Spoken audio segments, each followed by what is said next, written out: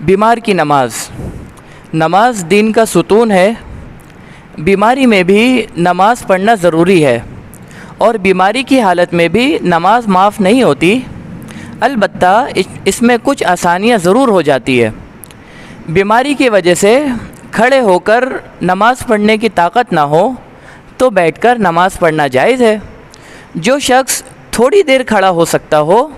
اس کے لیے اتنی ہی مقدار کھڑا ہونا ضروری ہے،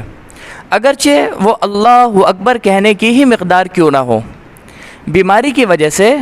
رکوع سجدہ کرنے کی طاقت نہ ہو تو رکوع اور سجدے کو اشارے سے کر لے،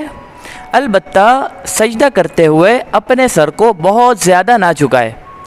بیماری میں بیٹھ کر نماز پڑھنے کی طاقت نہ ہو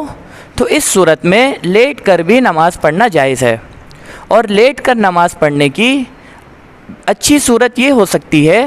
کہ انسان سیدھا لیٹ جائے اور اپنے پیروں کو قبلے کی طرف کر لے، اور اپنے سر کے نیچے ایک تکیہ لگا کر سر کو تھوڑا سا اونچا کر لے، اور سر کے اشارے سے رکوع اور سجدہ کر کے اپنی نماز کو مکمل